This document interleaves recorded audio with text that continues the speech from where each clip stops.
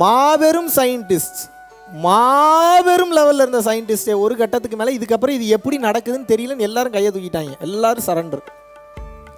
எந்த இடத்தில் இந்த அறிவியல் தனது இயலாமையை உணர்ந்து ஏற்றுக்கொண்டு இதுக்கப்புறம் எனக்கு முடியல அப்படின்னு எந்த இடத்துல போய் நிற்கிதோ அந்த இடத்துல இருந்து தான் ஆன்மீகம் தொடங்குகிறதுன்றாங்க சித்தர்கள். ஆன்மீகம்னா என்ன? ஆன்மீகம் ஏன் தொடங்கணும்? ஆன்மீகத்தோட வலிமை என்ன அப்படின்னா, நீங்கள் நினச்சிட்டு இருக்கீங்களா ஆன்மீகம்னா ஏதோ எப்போ பார்த்தாலும் சாமி ஃபோட்டோ வச்சு கும்பிட்றது, கோயிலுக்கு போகிறது, பட்டை அடிச்சுக்கிறது, தியானம் பண்ணிகிட்டு இருக்கிறது, 4 பேர் முன்னாடி பில்டப் பார்த்து சுற்றிட்டு திரிகிறது, அடுத்தவங்க வீட்டில் சாப்பிடாமல் இருக்கிறது, தவம் பண்ணால் இன்னொருத்தனை தொடாமல் இருக்கிறது, இதெல்லாம் தான் ஆன்மீகம் நினைக்கிறீங்களா?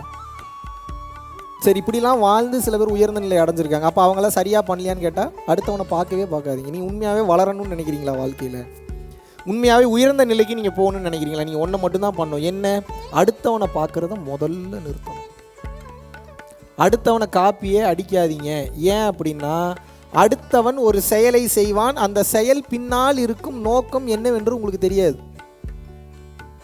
டெய்லி ஒருத்தன் குழந்தைக்கு சாக்லேட் வாங்கி கொடுக்குறான்னு வச்சுக்கோங்க. ஆஹா, இது நல்ல கேரக்டராக இருக்குன்னு நீங்களும் சாக்லேட் டெய்லி ஒரு குழந்தைக்கு வாங்கி கொடுக்குறீங்கன்னு வச்சுப்போம். அந்த குழந்தைக்கு உங்களுக்கு ஒரு பெரிய பாண்டிங் கிரியேட் ஆயிடுச்சுன்னு அப்படி எப்படி மெயின்டைன் பண்ணுறதுன்னு தெரியுமா உங்களுக்கு? அடுத்து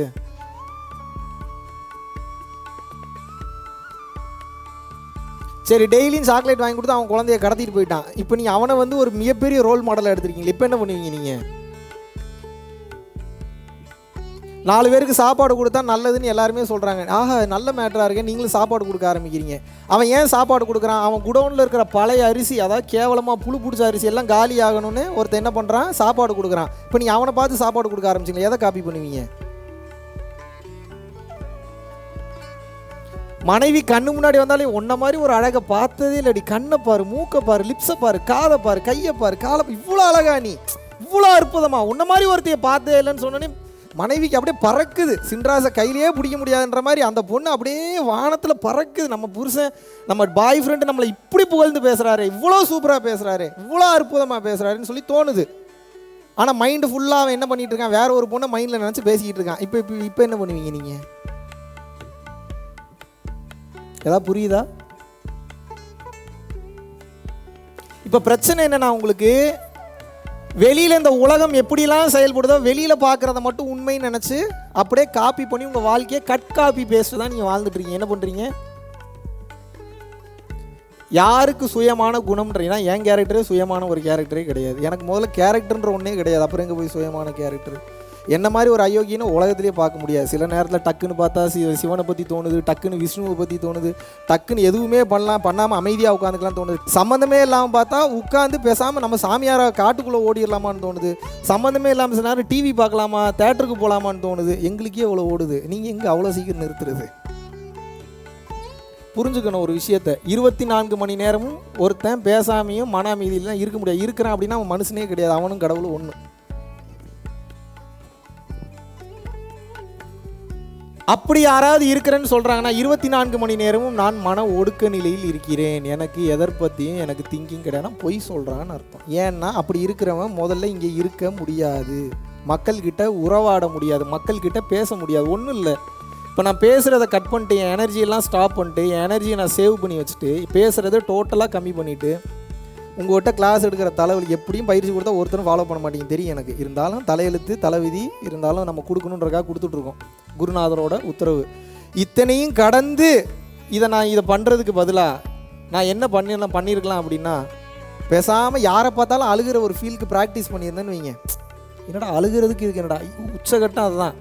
ஒரு உயிர் கஷ்டப்படுதே, ஒரு உயிர் ஏங்குதே, ஒரு உயிருக்கு இந்த தேவை இருக்கே, ஒரு உயிர் இவ்வளோ வேதனைப்பட்டுக்கிட்டு இருக்கேன்னு சொல்லி எப்போ நம்ம அந்த உயிரை நினச்சி கண்ணீர் விட்டு கதற ஆரம்பிக்கிறோமோ, ஆன்ம உருக்கம் என்பது உள்ளுக்குள்ளே கெமிக்கல் ரியாக்ஷன் நடக்கும். ஆன்ம உருக்கம் நடக்கும்போது ஒவ்வொரு செல்களும் அருளாக மாறும். அருள்னா பிளஸ்ஸிங்ஸ்ன்னு நினைக்காதீங்க, பிளஸ்ஸிங்ஸ் தான், பிளஸ்ஸிங்ஸை கடந்து இட் இஸ் லைக் ஆப்ஜெக்ட். அது என்ன ஆப்ஜெக்ட்னா? என்ன? ஒரு பொருள். உங்களது ஒவ்வொரு செல்களும் ஆன்ம உருக்கத்தோடு நீங்கள் இருக்கும்போது எப்படி மாறும்? அருளாக, அருள் எனும் பொருளாக மாறுகிறது. வள்ளல் பெருமான் சொல்றார்.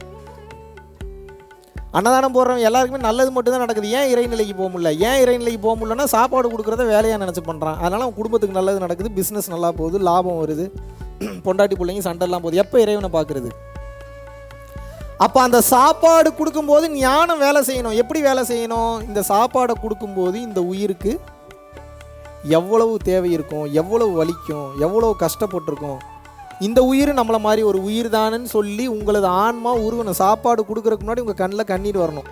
அந்த மாதிரி நான் வாழ ஆரம்பிச்சிருந்தேன்னு வைங்களேன், இந்நேரம் அட்டமா சித்தியிலே உச்சகட்ட சித்திலாம் கைகூடி சர்வசித்தி, யோக சித்தி, ஞான சித்தி, சர்வசித்தி, கர்ம சித்தி, அட்டமா சித்தி, அத்தனை சித்தியும் பெற்று இந்நேரம் கடவுள் நிலையறிந்து அம்மையமாதல். அப்படின்னா என்ன? கடவுள் என்ன தன்மையில் இருக்கிறாருன்னு தெரிஞ்சுக்கிட்டு ஒளி ரூபத்தில் இருக்காருன்னா நம்ம ஒளியாகவே மாறிடுறது. அதுக்கு இன்னும் எவ்வளோ ப்ராக்டிஸ் இருக்குது,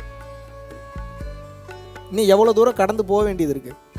நமக்கு டெஸ்டினேஷனை பற்றி கவலை இல்லை. எப்படி கவலை இல்லை? இது எங்கே போக போகுது, எங்கே போய் முடிய போகுது, எது அவசியமானது, எது அவசியம் இல்லாதது அப்படின்னு சொல்லி நமக்கு அதை பற்றி கவலை இல்லை. ஆனால் பயணம் பண்ணணும்ல. எஸ் ஆர்னோ? பாதி பேரில், முக்கால்வாசி பேரில், அதுக்கு மேலே 95% மக்களுக்கு மேல் இப்படி ஒரு வாழ்க்கை இருக்குன்னே தெரியாமல் வாழ்ந்துட்டுருக்கோம். எப்படி ஒரு வாழ்க்கை இருக்குன்னு தெரியாமல் வாழ்ந்துட்டுருக்கோம். தொட்டதுக்கெல்லாம் வலிக்குது, தொட்டதுக்கெல்லாம் கோவம் வருது, எரிச்சலாக இருக்குது, வாழ்கிற வாழ்க்கையே பிடிக்க மாட்டேங்குது. அப்போ நம்ம என்ன வாழ்க்கை நம்ம வாழ்கிறோம்? புரிகிறதா? இன்னும் ஒருத்தவங்க சொன்னால் திட்டுனா வலிக்குது, இன்னும் ஒருத்தவங்க காயப்படுத்தினா எரியுது, ரொம்ப வேதனைப்படுத்தினா கஷ்டமாக இருக்குது. அப்போ நம்ம என்ன படிப்பு படிச்சிருக்கோம்? என்ன PhD முடிச்சு என்ன பிரயோஜனம்? அண்டர் கிராஜுவேட் டிகிரி முடிச்சு என்ன பிரயோஜனம்? போஸ்ட் கிராஜுவேட் டிகிரி முடிச்சு என்ன பிரயோஜனம்? MBBS டாக்டராக இருந்து என்ன பிரயோஜனம்? யோசிங்க.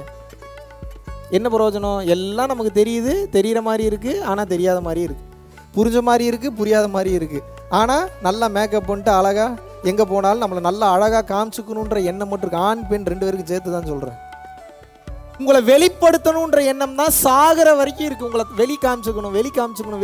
இந்த ஒரு சின்ன டேட்டா உங்களுக்குள்ளே இருந்ததுனாவே, என்னை ஒருத்தனாவது ரெகக்னைஸ் பண்ணணும், நான் எங்கே போனாலும் என்னை ஒரு 4 பேர் மதிக்கணும் அப்படின்ற எண்ணம் உங்களுக்கு இருந்ததுனாவே, அந்த குட்டி எண்ணம் ஒரு ட்ராப் இருந்ததுனாவே, எப்படி எவ்வளோ பாலில் ஒரு 2 ட்ராப் இல்லை ஒரு ட்ராப் பாம்போட விஷம், ராஜநாக பாம்போட விஷத்தை நீங்கள் விட்டீங்கன்னா அந்த மொத்த பாலும் எப்படி விஷமாக மாறிவிடுமோ, அதுபோல் உங்களோட மனதில் நான் அடுத்தவனை பார்த்து தான் வாழ போகிறேன், இந்த உலகம் உண்மை, எல்லாமே உண்மை நினச்சி நீங்கள் வாழ ஆரம்பிச்சிட்டிங்கன்னா அந்த ஒரு டேட்டாவை வச்சு தான் ஒவ்வொரு செகண்டும் வாழ்ந்துட்டுருக்கீங்க நீங்கள். இதெல்லாம் பொய்ன்னு நான் வாழ்கிறதுனால ஒருத்தனை திட்டினாலும் பொய்ன்னு தெரியுது, ஒருத்தனை போய் தப்பாக சொன்னாலும் பொய்ன்னு தெரியுது, ஒருத்தன் நான் பார்த்தீங்கன்னா என்னை ரொம்ப தவறாக அவதூறாக சொன்னாலும் சரி இது பொய்ன்னு தெரியுது. கோபம் வர மாட்டேங்குது. வரும், எப்போயாவது வரும். ரொம்ப திமிருத்தனம் முடிச்சு ஆடுறவங்களை பார்த்தா கோபம் வரும். கோபமே வராதுலாம் கிடையாது, வரணும். இருமல் வந்தால் இரும்புறோம்ல, தும்பல் வந்தால் தும்புறோம்ல. அப்போ என்ன கோபம் வந்தால் மட்டும் கோவப்பட மாட்டேன்றது எந்த விதத்தில் நியாயம்? ஒன்று கோவப்படாமல் உள்ளுக்குள்ளேயே செரிமானம் பண்ண தெரியணும், உள்ளே கரைச்சரணும், அடுத்து அது வெளியவே வரக்கூடாது. அப்படி இல்லைனா கோவப்பட்டு வெளியில் எடுத்து விட்டுறணும். 2 மனம் உள்ளுக்குள்ளே போட்டு சப்ரஸ் பண்ணி வச்சுட்ருக்கீங்க. புரியுதா? சப்ரஸ் பண்ணும்போது என்ன ஆகுதுன்னா எல்லா கருமாந்திரமும் உள்ளே போய் உட்காந்துக்குது. எப்படி வெளியில் எடுக்கிறதுன்னு உங்களுக்கு தெரிய மாட்டேங்குது. அந்த எண்ணங்கள் வரும்போதெல்லாம் உங்களுக்கு வலி ஏற்படுத்துது. இது எப்படி ப்ரூவ் பண்ணுறது? ப்ரூவ் பண்ணிடலாமா? இன்னும் ஒரு டைப்பாக உட்காந்துருக்கீங்க. நான் புரியுதா புரியலையா உங்களுக்கு நான் சொல்கிறது? யோசனையில் இருக்கீங்களா? சரி, இதை எப்படி ப்ரூவ் பண்ணலாம் அப்படின்னா, டைட்டானிக் படம் எத்தனை பேர் பார்த்தீங்க? உங்களை ஈஸியாக கனெக்ட் பண்ணுறது சினிமா தான். எப்படி இன்னும் ஈஸியாக சூரிய வம்சம் எத்தனை பேர் பார்த்தீங்க? நிறைய பார்த்துருக்கீங்க. சரி, ஓகே. சூரிய வம்சத்தில் சலக்கு சலக்கு சரியை செய்யலை சலக்கு சலக்குன்னு ஒரு பாட்டு இருக்குது. எத்தனை பேருக்கு தெரியும்? பார்த்துருக்கீங்களா இல்லையா? தேவயானி சரத்குமார் எப்படி டான்ஸ் ஆடுவாங்க? என்னங்க சிரிக்கிறீங்க? பதில் சொல்லுங்கள். சலக்கு சலக்குன்னு ஆடுவாங்களா? ஆஹா, அற்புதமான பதில். அதை நினைக்கும் போது எப்படி இருக்கு உங்களுக்கு? சரத்குமார், தேவயானி டான்ஸு சூப்பர் தோணலையா? டக்குன்னு உங்கள் முகத்தில் ஒரு சிரிப்பை பார்த்துட்டேன். அப்படியே சீனை மாற்றுவோம். ஒரு சீனில் வேறு ஒரு படத்தில் ஒரு கர்ப்பிணி பொண்ணை ஒருத்தன் என்ன பண்ணுறான் அப்படின்னா, கீழே விழுகும்போது மண்டையில் அடிபட்டு ரத்தமாக போகுது. ஒரு கத்தி எடுத்து நிறமாச கர்ப்பிணி வயிற்றில் குத்தி குழந்தையும் கொள்றான், அம்மாவையும் கொண்டுட்டான். இந்த சீன் கேட்கும்போது எப்படி இருக்குது? எங்கள் முகத்தில் சிரிப்பை காணோம்.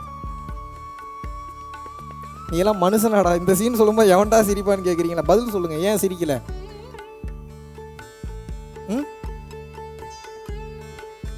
கோவம் வருது, ஆத்திரம் வருது. சரி, அப்படியே இப்போ சீன் வேறு ஒரு சீன் மாத்திரம் இப்போ எப்படி இருக்குன்னு சொல்லுங்கள். நல்லா சூப்பராக மேக்கப் பண்ணிட்டு வந்திருக்கீங்க, ஆண் பெண் ரெண்டு வாதம் மூஞ்சி முகர கட்டு போடி அந்த பக்கம், போட அந்த பக்கம் அப்படின்னு ஒருத்தன் சொல்கிறேன். எப்படி தெரியும்? எப்படி இதை கேட்கும் போதே உங்களுக்கு எப்படி இருக்குது?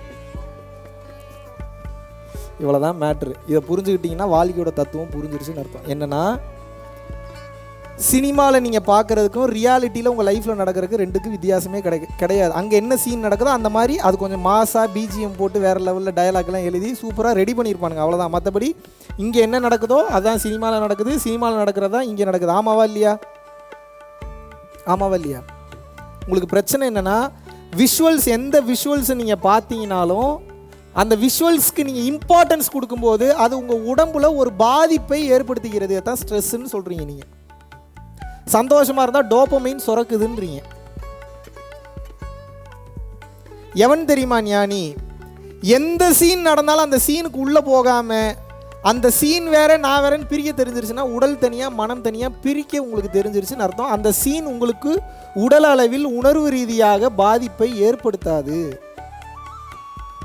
எந்த சீன் சொன்னாலும் இப்போ ஒரு 100 பேர் இப்போ நீங்கள் இருக்கீங்கன்னு வச்சு போகிற எக்ஸாம்பிளுக்கு, 100 பேருக்கு ஒரு பிரச்சனைன்ட்டு வரீங்க. 100 பேரும் டிஃப்ரெண்ட்டான பிரச்சனையை கொண்டு வரீங்க. ஒருத்தங்க அழுதுகிட்டே பேசுகிறீங்க, ஒருத்தங்க சிரிச்சுக்கிட்டே பேசுகிறீங்க, ஒருத்தங்க உருண்டு பிறண்டுட்டு பேசுகிறீங்க, ஒருத்தங்க வந்ததுலேருந்து என் மேலே வெறுப்புலேயே பேசுகிறீங்க. இத்தனை பேர் இத்தனை விதமாக உங்கள் பிரச்சனையை என்கிட்ட சொல்கிறீங்க. இப்போ என்னுடைய கேள்வி என்னென்னா, நீங்களாம் ஒரு பிரச்சனைனா என்கிட்ட வரீங்க, எனக்கு ஒரு பிரச்சனை நான் யார்கிட்ட போகிறது? நீங்கள் நினைக்கிறீங்களா நம்ம ஒரு நல்ல தன்மைக்கு வந்துட்டால் எல்லாம் சந்தோஷமாக நிம்மதியாக வரலாம்? சந்தோஷம் நிம்மதி எல்லாம் இருக்கும். ஆனால் பிரச்சனைகள் என்பது வந்து கொண்டே இருக்கும். மூக்கு வழியாக போகிற மூச்சு நிற்கிற வரைக்கும் உங்களுக்கு பிரச்சனை வாழ்க்கையில் வந்துக்கிட்டே தான் இருக்கும். ஏன்? மூக்கு வழியாக போகின்ற மூச்சு தான், இந்த 2 நாஸ்ட்ரில்ஸில் போகக்கூடிய இந்த மூச்சு தான் உங்களையும் இந்த உலகத்தையும் கனெக்ட் பண்ணி உட்கார வச்சுருக்கு.